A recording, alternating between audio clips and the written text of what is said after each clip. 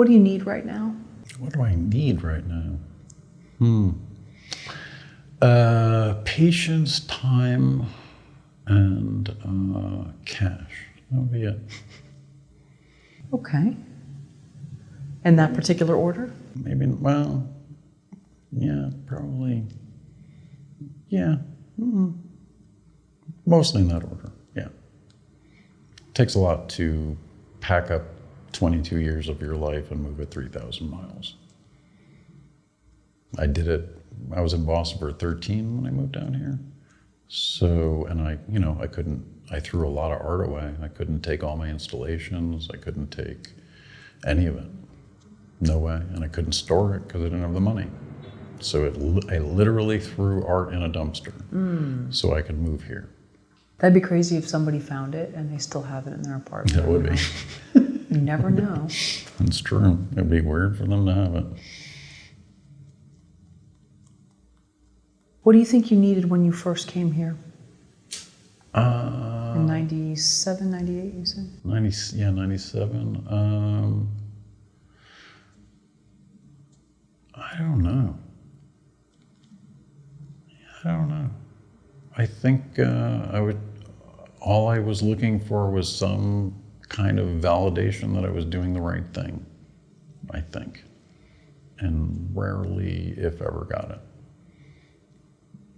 I think that is also kind of a wasted, it's great when people like your stuff, people in the industry like your stuff, it's very nice. And sometimes they maybe like it a little too much. How's that possible? Because they're trying to sell you on how much they like it. So they need something from you? No, it's more like they're telling you how great you are sometimes. Not everybody, but I've had a few times where trying to zero in on this. Yeah, I lost it. Is it because they want to be cast in your next project? I mean, that is a reality. No, I'm taking more like when a manager talks, like a lit manager talking up your project to you to try to essentially don't believe the hype. Like sometimes I've had a couple of managers who, and that's part of their job, they want to keep you psyched and that's nice, but try not to believe the hype.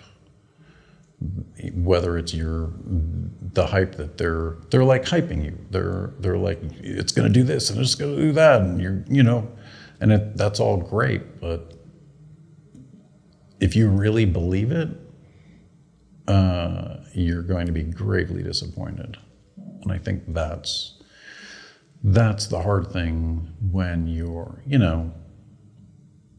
when people move out here, it's like, you give up a lot and the industry becomes your most important relationship and everything. That's the first thought in your head and everything else comes in second. And that's not the way everybody does it. That's the way I did it. Because I was just I'm like, I'm going to make this work. I'm going to make this. I'm going to force this to happen. And I couldn't force it to happen. And then after a while, it wasn't fun. And then when it wasn't fun, and I'm just going to do my own shit. And I had more entertainment industry meetings when I ignored the entertainment industry than when I didn't. Because people treat you differently when you make stuff. When you're a writer, it's just, you got some stuff on a paper, good for you, isn't that nice? But when you make stuff, and people, you're a director, you actually wrote and directed, you made something. People treat you differently. It's a totally different vibe than, here, I have this, I'm gonna make this. Oh, good. If you've made some stuff, even if it's just shorts, but to have stuff made changes you as a writer, changes you as a director, editor, like I know why it was rewritten so a lot more, having been an editor and editing my own stuff and watching the actors talking, and I'm like, yeah, I don't need any of this. Zip. It's gone because I'm the editor. It's yeah.